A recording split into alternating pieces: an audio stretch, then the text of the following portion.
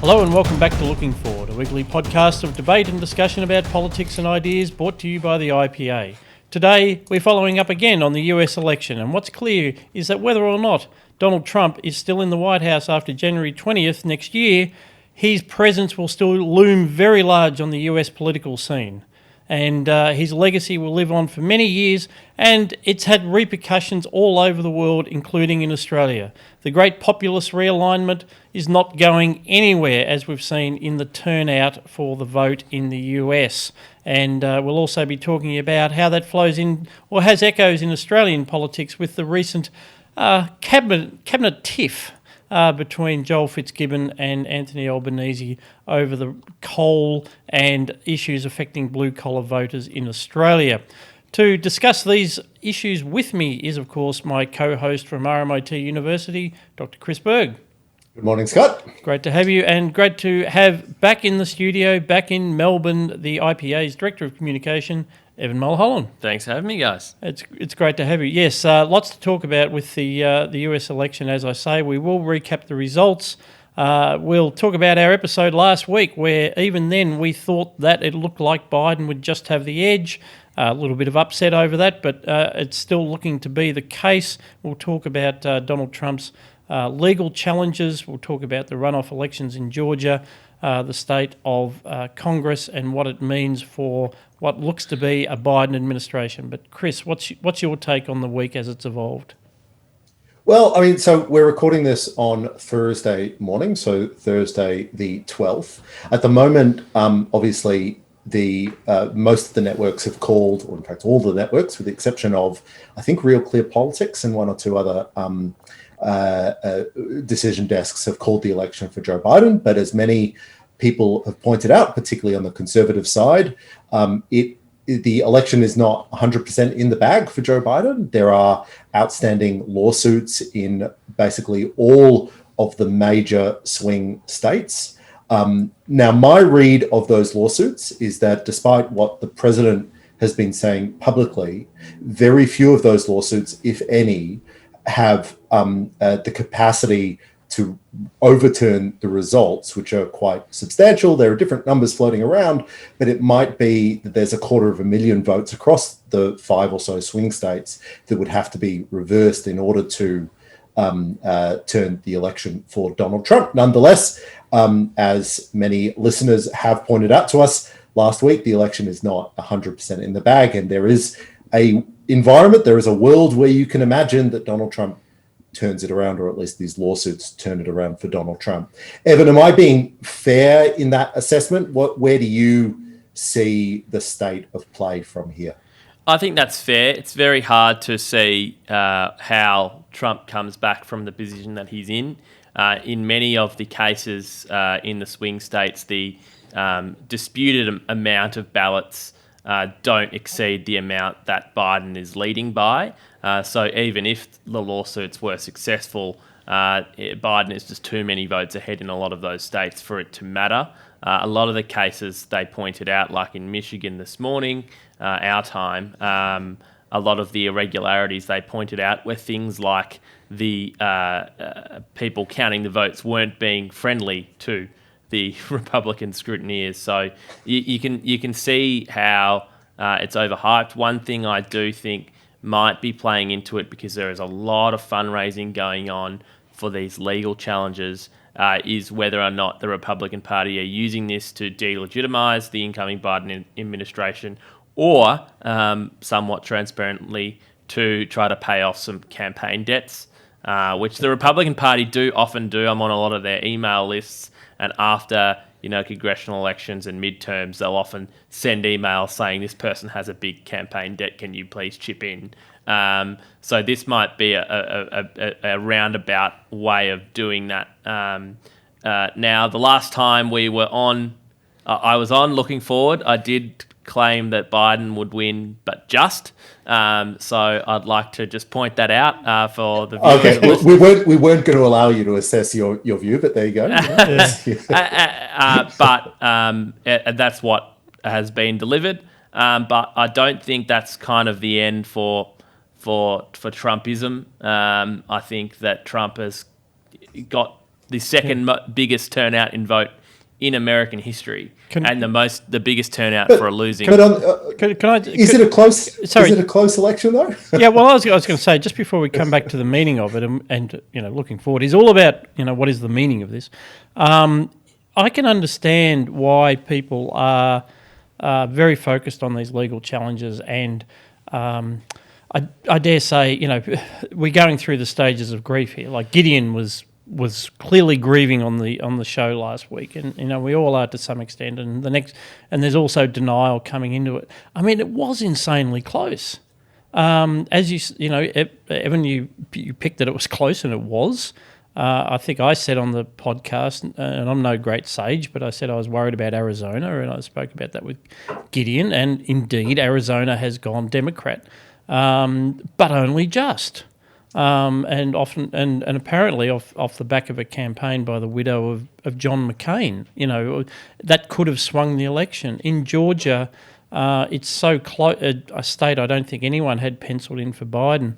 It's so close that they've now ordered that all votes be recounted by hand, and which will be interesting in itself, because if ever this fraud issue was going to come out, a complete recount should actually capture whether there was any systematic bias in it. But I mean, I can understand the grieving and denial because it was so damn close. But the thing about the American system is we talk about legitimacy, we talk about the will of the people. At the end of the day, what all these systems have to do is deliver a result.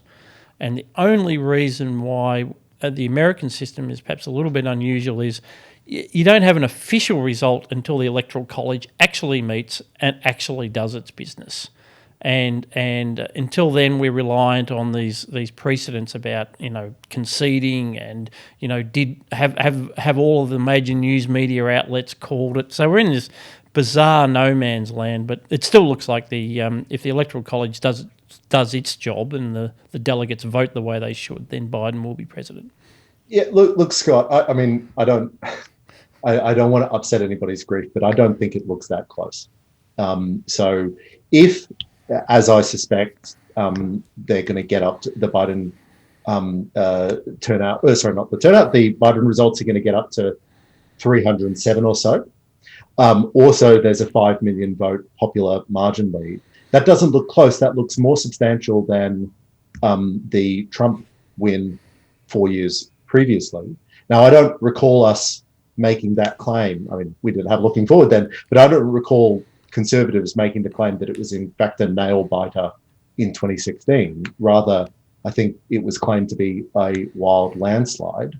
I worry that we expected, because of the polls, such an enormous landslide, and it wasn't that enormous landslide. So instead, we're talking about it like it was a marginal thing. I don't think on the numbers it looks that marginal, although it has implications that we should. Yeah, well, the Conservatives weren't in denial, but of course the Democrats spent 4 years saying it was because of Russian social media campaigns that swung the election. Well, yeah, but we don't want to be in a position where Conservatives are also, and people on the right are spending the next 4 years saying that it was here's an anecdote of fraud in Pennsylvania, therefore it was stolen from us. And I think that is a worry that we're heading down that direction. Which is not to say that we shouldn't allow the courts to litigate genuine issues, and in some of those cases there are some genuine issues, but it doesn't seem to me to be the sorts of issues that would swing an election. Chris, it's ironic that I think that the Republicans have had the biggest turnout in the history of the Republican Party, and the second biggest turnout of any party, yet are going to have to put their heads down and map out the electoral chances of where they went wrong. They're going to have to take a good hard look at themselves at where they went wrong at achieving the best turnout for the Republican Party in history. But I do think those... there aren't any prizes for second place, though, right? No, but I do think some lessons do need to be learned, particularly around the Midwest and places like Arizona. Maybe if Trump was a bit more gracious to John McCain during his time, that there might not have been a campaign against him. But I do think it goes to the complex of the the polling industry and how they were incredibly wrong. Like 17 points ahead, Biden was meant to be in Wisconsin. That is just outrageous and bordering on a was this a tool in voter suppression? Like people might have looked at that 17-point lead and thought, I'm not going to come out because my vote doesn't make a difference, whereas it actually does.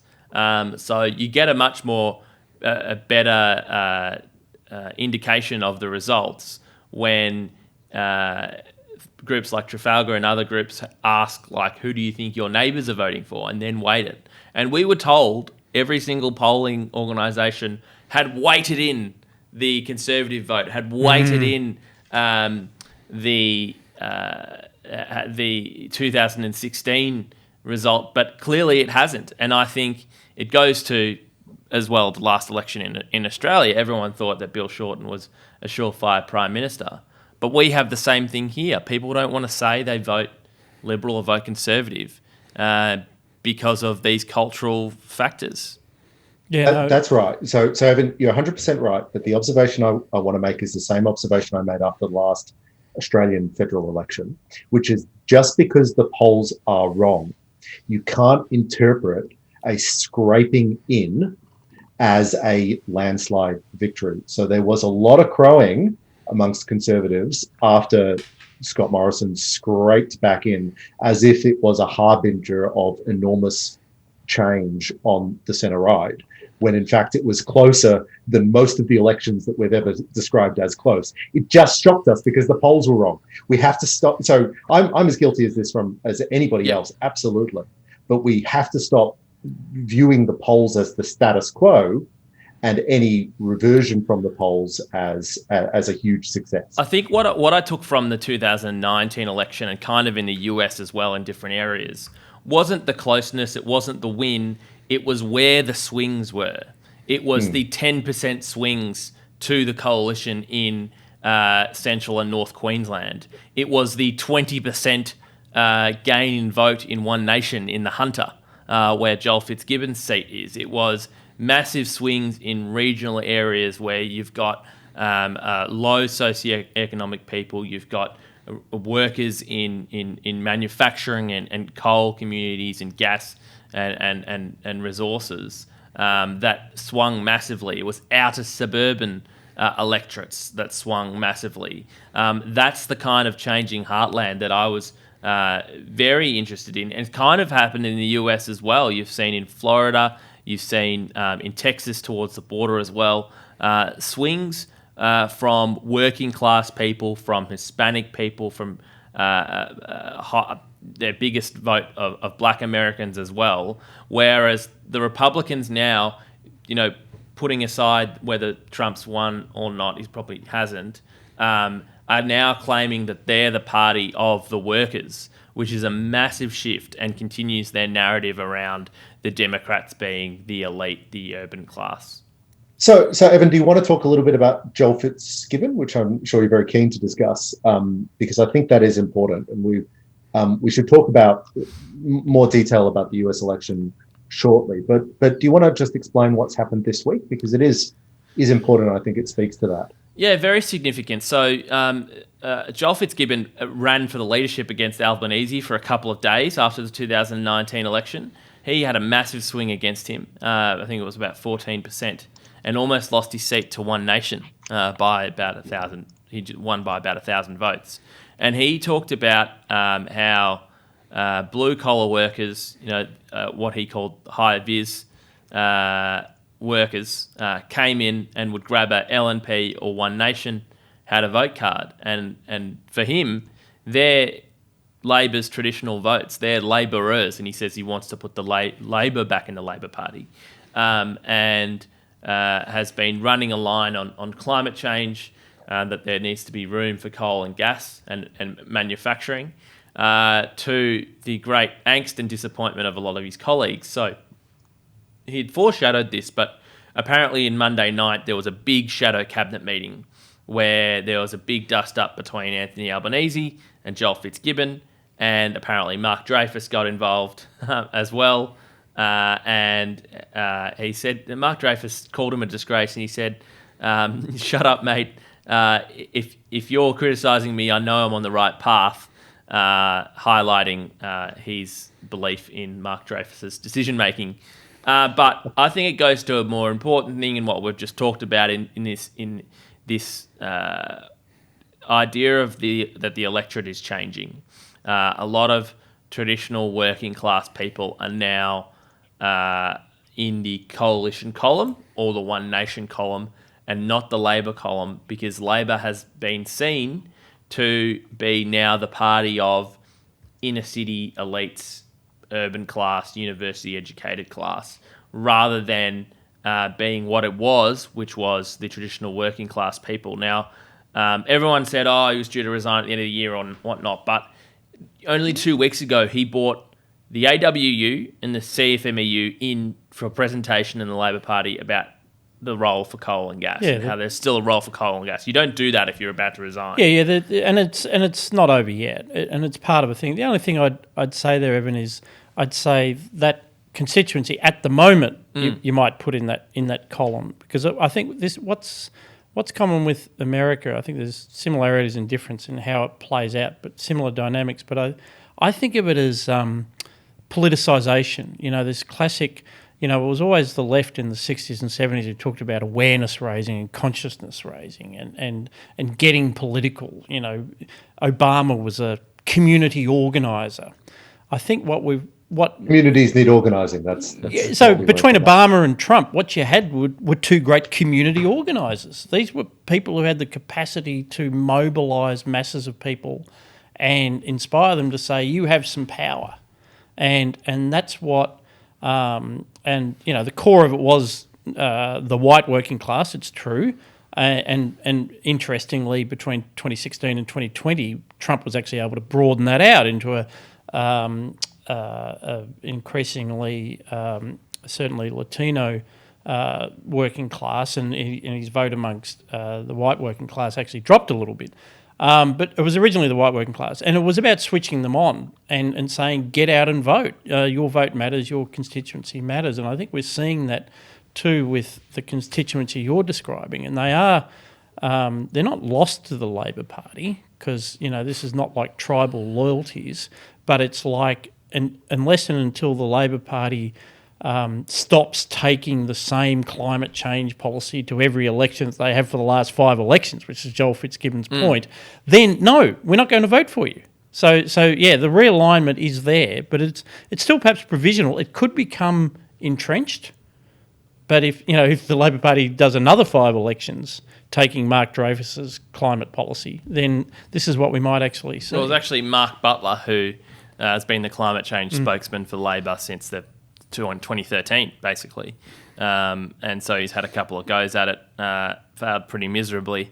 And Joel Fitzgibbon's point is that Mark Butler should go from that portfolio to another area, because it clearly hasn't worked. And I think it does highlight a lot of issues within Labor, but this is this should be on the radar for the coalition, because if Labor can win back that working class vote in sort of what they've perceived to be a new heartland, then that should be a big worry, because if Labor shows some a path for these voters to vote for them, they're talking like about 5 seats in Queensland and 3 seats in New South Wales, and that's enough to swing an election. Yeah. So where do we go from here? So I'll tell you what worries me about this. We have seen a number of governments, and I'm thinking particularly the Johnson government in the UK, look at the possibility of being a working class party, or at least appealing more to working class voters, in their case following the coattails of Brexit, and responding by not just speaking to that constituency, but also going left. So increasingly pro labour market regulation, increasingly pro regulation, increasingly pro social spending and all that sort of thing. So there's a world in which conservative parties become more left-wing as they try to chase traditionally more left-wing voting Labor voters, working class voters, I should say. Is that desirable? Is there a way that we can speak the language of a working class majority whilst simultaneously sharing the free market policies that will make us all rich? Yeah, so you see that playing out. No, it's a very good question. You see that playing out, say, Trump on Social Security. So Social Security reform was a traditional Republican agenda item. They pushed through significant reforms even while Clinton was president. They did that through congressional leadership.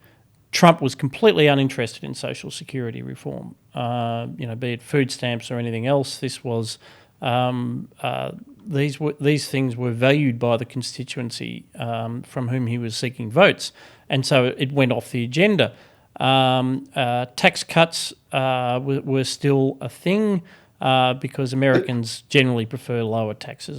But even really basic things like Trump in the election campaign at the very end, maybe because he saw the writing on the wall, started saying that he was open to the $15 federal minimum wage.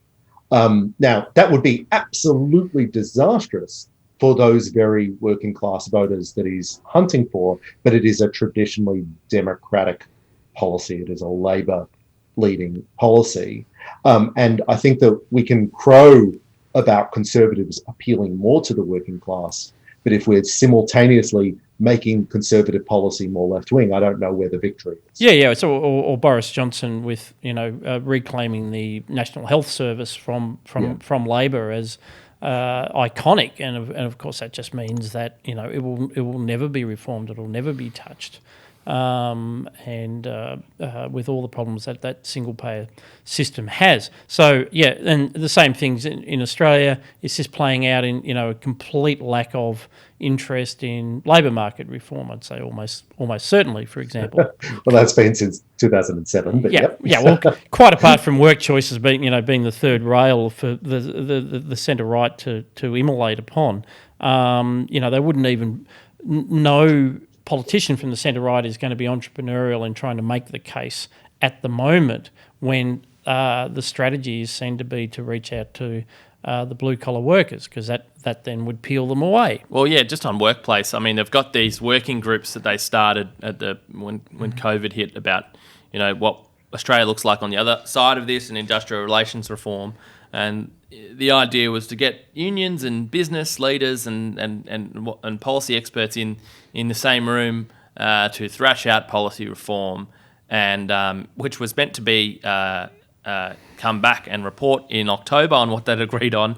But yesterday they announced that that's not going to be till next year. So obviously they can't agree on anything. And what the coalition is doing... Accords take time. Yeah, but what the coalition is doing, in a sense, is outsourcing policy advocacy to try to get your opponents to agree on something instead of actually making the case for reform.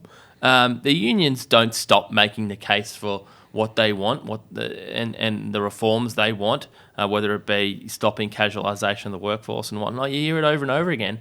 Yet we're just completely the coalition are just completely hands off in this kind of space. Even with things that aren't necessarily about free market reforms, but are simply sensible things. Like one of those working parties was on creating a single award which could cover the hospitality industry, because one of the reasons why we've talked about the underpayment crisis in the hospitality industry, but then we note also that even organisations like the ABC don't know what they're supposed to pay staff. Universities have underpaid staff. So the lesson is not that hospitality is some industry that is uniquely full of people who want to underpay staff. There may be the odd bad egg, but a more likely explanation is that our award system is now so insanely complex, and you get 5 different answers from 5 different government departments and their so-called helplines on anything, that there would be a huge benefit in just having a single award for the system. And that was one of the working groups. So we're not talking about bringing back, some kind of, individual contracts or anything. But they can't even do that. They can't even articulate a case for that. To get back to the theme, is there a world in which a working class centric party actually tackles those problems? Or do we need a aggressively free market party to do so? Is there a coalition that allows us to both appeal to that community and do the sort of things that we know are needed? Well, can I ask that another way? So this is the difference with the American system, and this is what I wanted to bring out today. So in the American political system, the way it operates, there can be more differentiation, if you like. And what Trump has really done is break up the bases of both parties. He's peeled off that blue collar base from the Democrats, or a significant chunk of it, and moved it over towards the Republicans, and then they both have moved away from the centre, if you like. There's a radical wing of the Democrats and this populist wing of the Republicans. In Australia, with our two-party preferred system and the allocation of preferences, there's a huge incentive, I guess, to occupy the middle ground electorally. It's the classic two-party model, I think. I think the electoral system matters. So now we see this divide is really within both parties. So it's this tension between the inner city elites and a blue-collar working class in both parties to an extent. The federal treasurer is in the seat of Kooyong, which is almost like the iconic, certainly Victorian... most working class seat in the country. Yeah, that's right. A lot of high vis vests in Toorak. So I don't know that it's actually possible to have some kind of lasting realignment in on the centre right in Australia. Yeah, I should have said that this is not just a Labor problem, but it's a coalition problem too. And we've seen the New South Wales government introduced some pretty radical reform on energy that I don't think even Labor would contemplate to try to appeal to Greens voters in inner city seats in the North Shore kind of areas. So the coalition is dealing with this. The coalition lost the seat of Hawthorn, for example, at the last state election in Victoria, which is an inner city seat. That they've, they're looking closely at the inner city seats. My thing is with this realignment and the theme we're going along is that the coalition need to look towards the outer suburbs and the regions for its survival. And it's very easy to think of the Liberal Party and the coalition as the party of government federally, and they can be in for a while. Labor's hopeless, blah blah blah. But this is a really big issue because the inner city is clearly being swallowed up, and they need somewhere to go. I don't think there's an electoral success in going left. But I do think there's an electoral pathway in reaching out to working class people in the outer suburbs and the regions. The safest seat in Victoria is not Kooyong, it's not the Jewel in the Crown. The safest seat is Aston, which is an outer suburban working class electorate. So I just have a question for Chris then, author of, amongst many other terms, the Libertarian Alternative. So to come back to your question, Chris, in that realignment then, what is the scope for a small government, low taxing, pro-free market party? So again, electoral systems matter. In New Zealand with its mixed member proportional representation system, the ACT party, the ACT party, and you'll tell me what the acronym stands for in a moment, had their best election result ever, I believe. And we've seen the LDP, the Liberal Democratic Party in Australia, have its moments. It had Senator David Leyonhjelm. It has members in different state parliaments, including a couple of brilliant guys in Victoria. How does that constituency get expressed in Australia?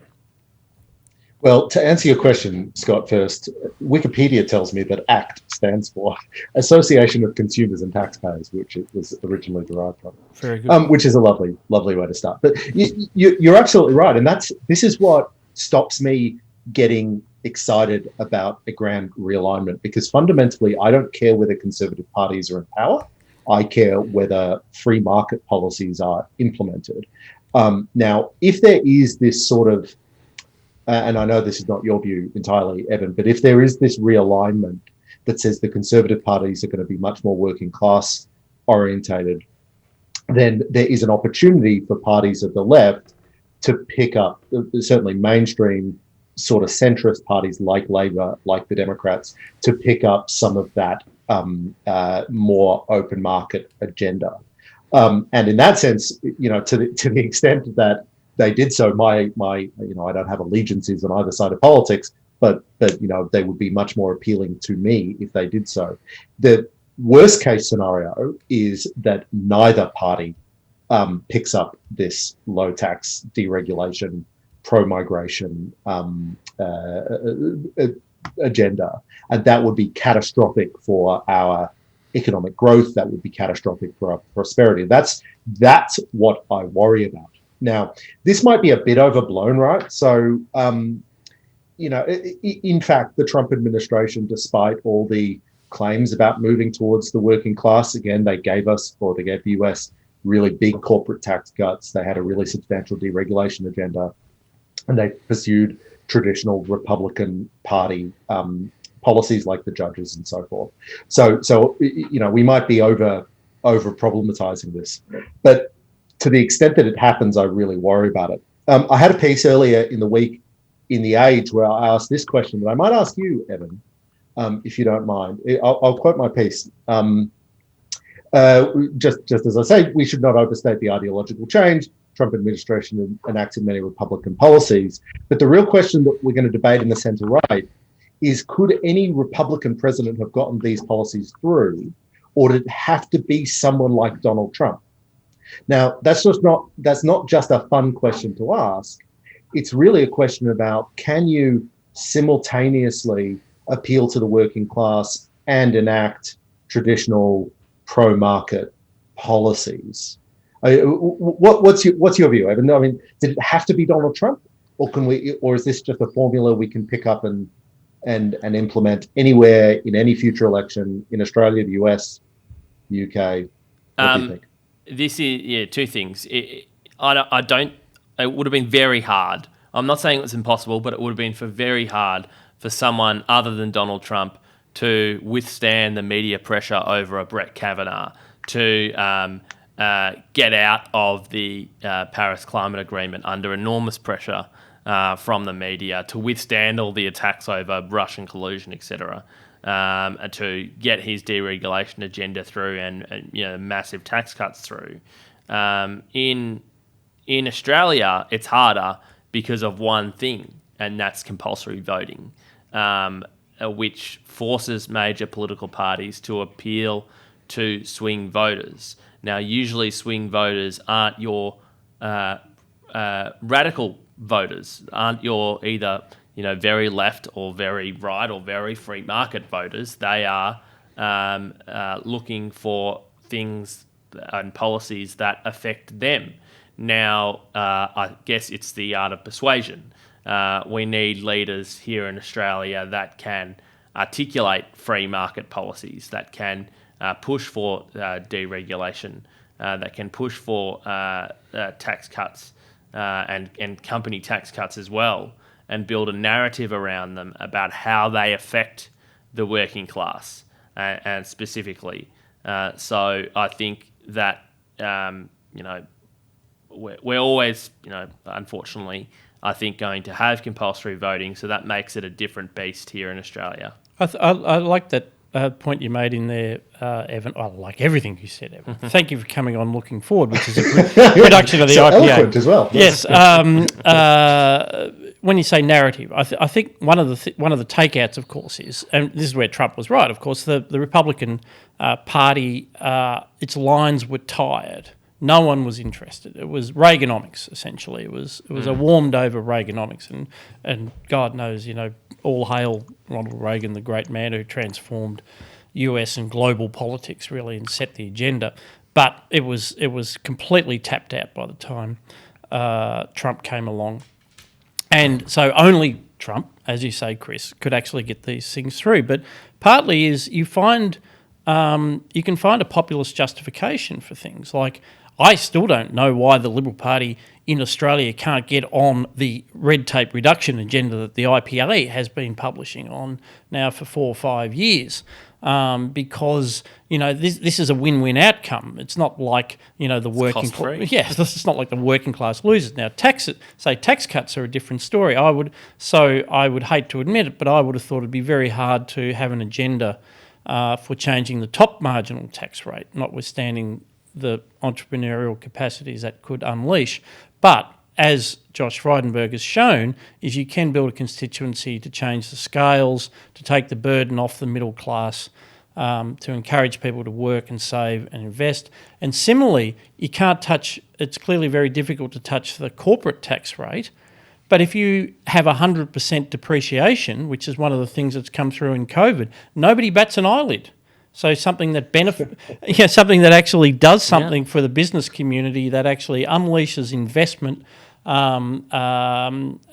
that's okay, because it didn't play to the optics around the top marginal corporate tax rate or the top marginal income tax rate. So they've got to find a better narrative connected to people's lived experience, and maybe be a bit smarter about how to do it. Don't give up on the free market agenda, Chris, I think is what I'm trying to say. Just connect it to this new politics and make things happen.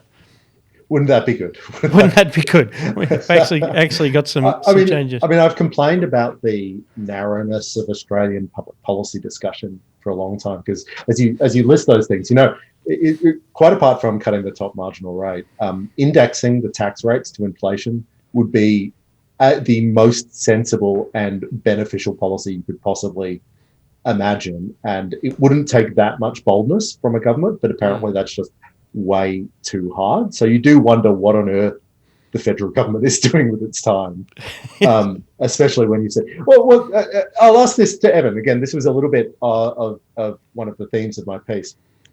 And so what is your assessment of the effect that the Trump administration has had on the Australian centre-right's view of itself? So I was thinking about particularly how Scott Morrison has responded, and in my assessment that he's tried to go a little bit with the zeitgeist, but mostly slip in the sort of policies that he was going to do anyway. So he talks about, so where Trump talked about globalism, right? Scott Morrison talked about negative globalism, which is sort of a traditional skepticism about international institutions. Now, who could ever be pro-negative globalism, for my mind? But what's your assessment of the impact that the Trump administration has had on the centre-right or centre-right politics in Australia? Yeah, I think when Trump was elected in 2016, it sort of sent shockwaves through the centre-right in Australia. I think both state political parties and federal political parties on the right saw this as an opportunity, whether it be One Nation, whether it be the Liberal Party, the LNP, thought they could capture this vote that was occurring around the world. Now, obviously, this didn't do very well at a state level in Queensland. It didn't do very well at a state level in Victoria. And even Labor federally tried to run ads of white people in Queensland and appealing to working class voters. But they all of a sudden saw an opportunity for a leadership that was different, leadership that was more conservative, that could get things done that were very out there and achievable. And that sort of saw a heightened amount of criticism of Malcolm Turnbull's leadership.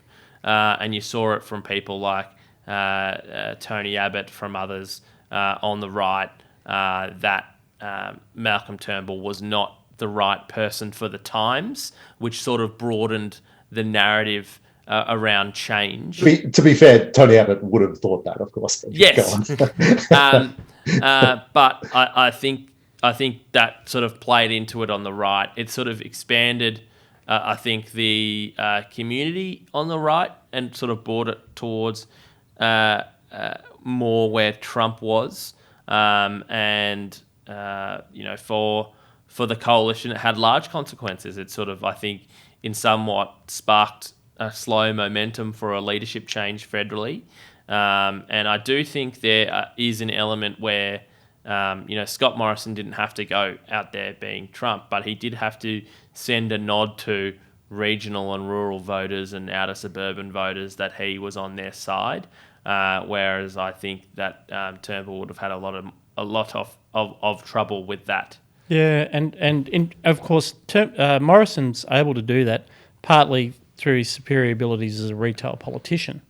So he can have exactly the same policies as Malcolm Turnbull, but because it's Morrison, He pretty much did, and pretty much does, and but he can follow the Rabbitohs, and he says the word tradies more. That's exactly, and he can carry it off, and it's it may even be genuine. But I think you make. Since we're tossing out wild ideas. So, and actually, I'll say some nice things about Morrison in a later segment of the show when I come to talk about national security in Jim Molan's podcast. But you also made yes, I think you're right, Evan. It emboldened the Conservatives because Conservatives in Australia, I think, felt themselves to be like one of the lost tribes of Israel for a long time. It's like politics has turned against us. It was almost depressive, introspective, almost glorying in being a minority. Yep. And what Trump did was suddenly create the possibility that not only do we, capital C Conservatives, represent the true values, the right values, but this is electorally powerful. And and then it turned into a critique of why Malcolm Turnbull lost seats at the election. We had the what was John Stone's grouping called, the Delcons. Yep. And so they were emboldened, and in some ways were justified. Have now been justified by the what happened, the transition from Turnbull. Turnbull, of course, brought it upon himself. Again, with climate policy, again, and really his Four Corners experience is not really about Murdoch systematically turning Australia towards any political thing. Yeah. It's really about the two wings of the Liberal Party in Australia, and Turnbull being unhappy that Murdoch was seen to side with one of those wings. Yeah, and while Conservatives were rallied by Trump's win in 2016 and took that as a mandate in Australia, I don't think that was quite right for them to completely go that way, and I think it's led to a lot of bad outcomes at a state level for Liberal parties around the country. I also don't think the progressive side of politics in Australia can claim any mandate from a Biden victory. Now, we've seen the left in Australia over the last week. These are the same people that have run an argument for decades about how Australia shouldn't be America's deputy sheriff. These are the same people that feigned foreign interference from Russia and how terrible it was, interference in the US election. But now they're saying, and these are the same people that called last year's election the climate election, but now all these same people are saying an electoral result in the United States should determine Australia's policy outcome in Australia. That is wrong, and the electorate will look at that and go, no way. Absolutely. Yeah, that's right. And everybody has the habit of doing this after an election, because elections are always very tightly fought things, and slightly contradicting my earlier position, that, the election is close insofar as there's only 5 million votes between them in a country of nearly 250 million people, more than 250 million people. So it's not like there's a clear movement across a country. It's embarrassing when it happens in Australia, and we're told that if the left win an election, then it's time to kick the Conservatives out of the press, which is what happened when Kevin Rudd won in 2007, very famously.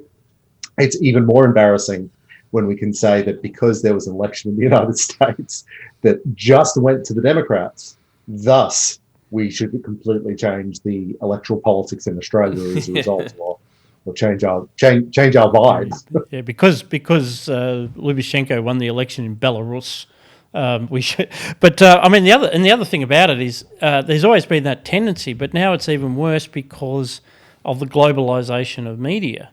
And we might spend more time on this in another day, but I want to see some stats about the coverage of this US election across the world. We've always been interested, of course, and there's always been this syndrome, but now Tyler Cowen pointed out, say, on social media, that so much of the US election traffic was by people who don't live in the US and don't vote.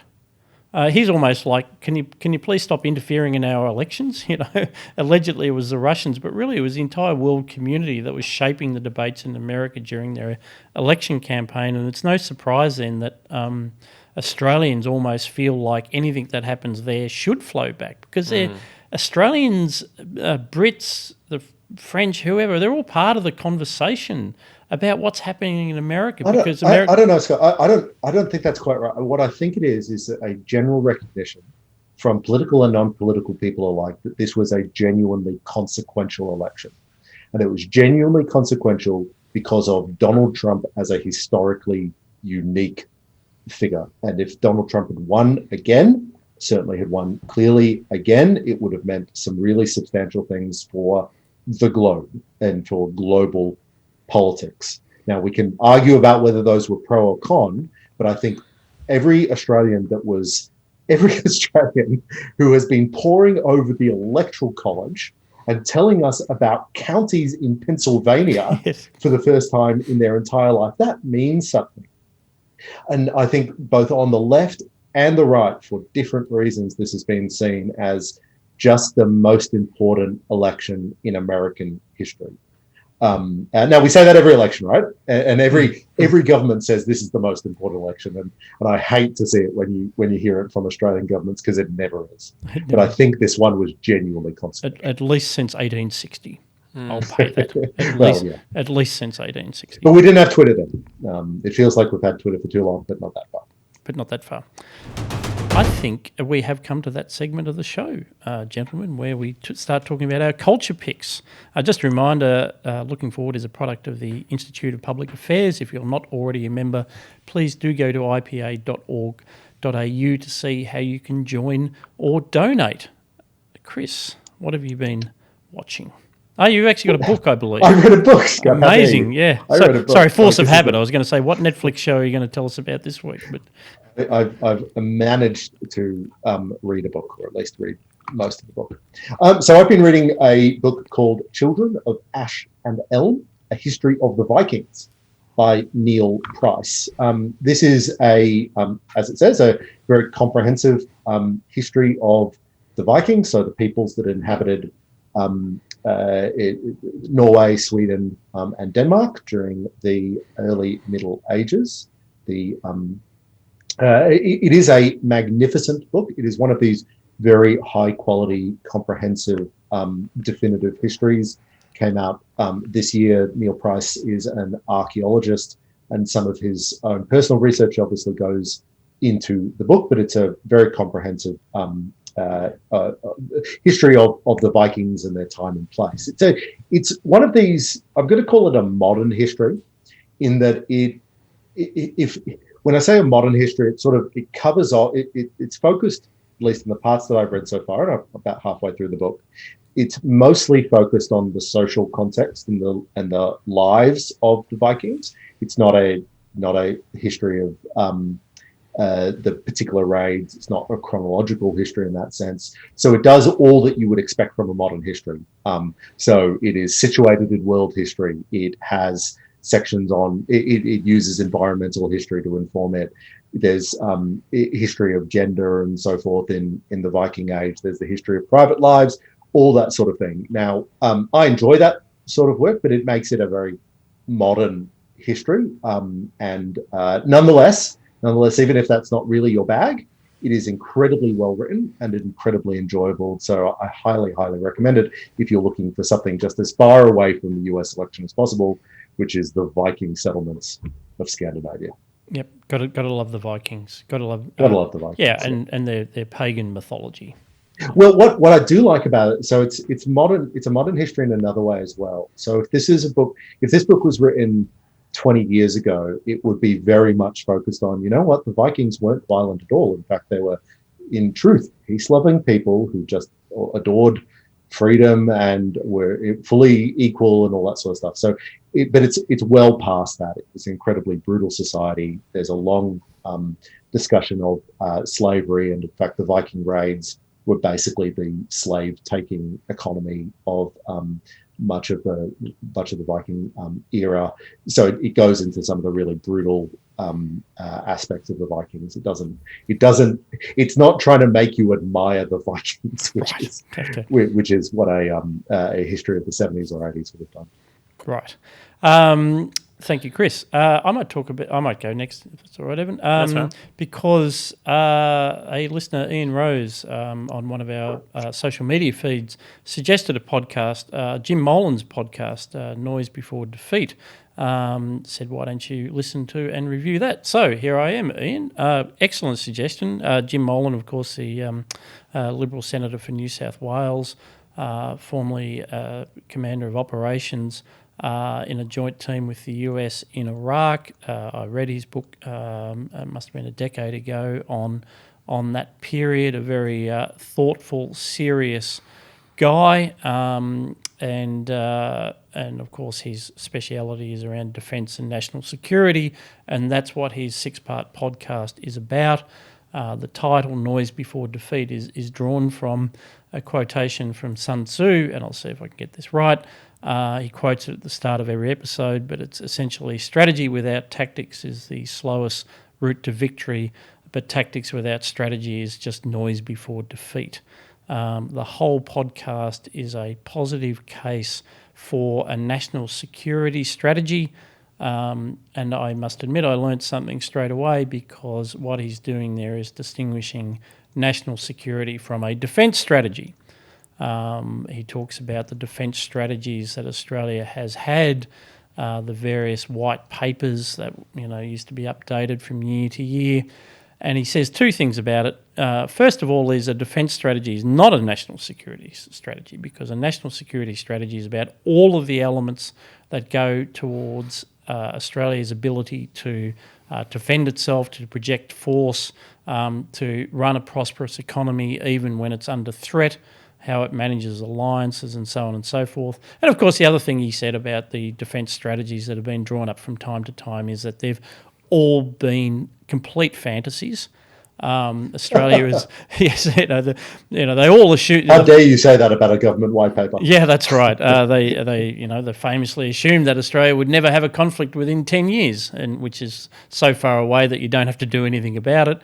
Or if you go back further into the 20th century, we were pitifully unprepared for both of the world wars that we're involved in. So he talks a little bit about what a better defence strategy would look like, and a planning horizon more like 3 years. But really what he's saying is Australia needs to get its act together and create a national security strategy, create a national security decision-making apparatus within government.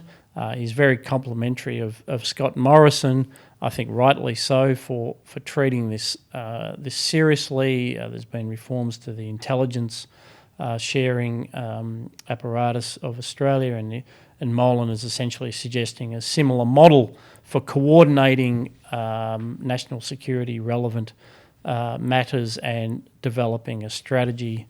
He didn't quite say it this way, but I was thinking as I was listening, it reminds me of Israel, and Molan doesn't actually say that, but he does talk about Israel, and I think you start to think about Australia's place in the world, and the much more dangerous times that we live in, and you think almost that Australia has some similarities to Israel in the sense of its vulnerabilities. We're enormously bigger, of course, in terms of land mass, but not greatly different in terms of population, and potentially in a region where you're surrounded by hostile forces. Anyway, so don't listen to me, listen to Jim Molan. He actually knows what he's talking about, even if you don't agree with everything. Listen to his podcast, Noise Before Defeat. Over to you, Evan. Cool. My culture pick is a series I really enjoyed and wanted to recommend to the listeners and viewers out there, and that's one on Stan called Condor.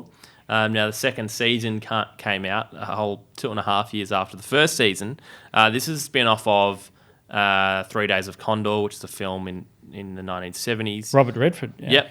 And it sort of very much goes into the American deep state, bit of a deep state action thriller. Now, the first season had a lot more action, being there was a CIA plot to unleash the plague at Mecca, and a coincidental uncovering of that plot led to the protagonist, Joe Turner, having to he was blamed for that, and then basically him trying to escape scenarios where he gets arrested and uncovering the plot. The second season is a bit more of a thriller. There's a lot of twists and turns. It's about Russian spies and Russian assets and an American asset in the CIA, and which is gets blamed on being a lot of his close associates, but ends up not being.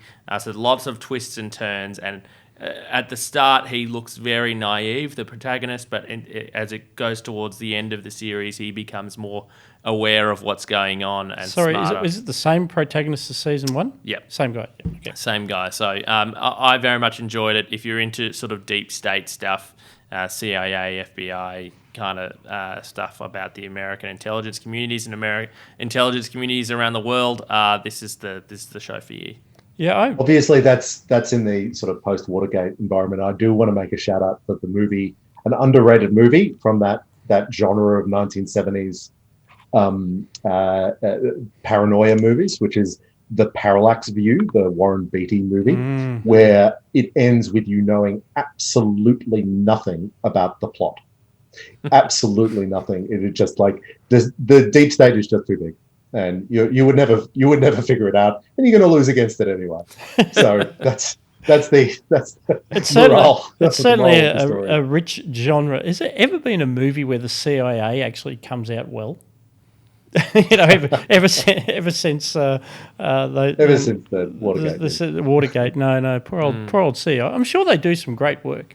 Probably. I'm sure there's some fine people, some good people down there. But who would ever know if you only watch Hollywood movies? But anyway, 3 recommendations there.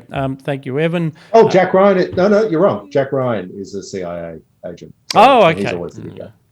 Yep. No. Thank you very much. You have been listening to Looking Forward. I'd like to say a big thank you to my co-host today, Dr. Chris Berg, Evan Mulholland. Big thank you also to Josh and Steve in the studio. We'll be back with more Looking Forward next week.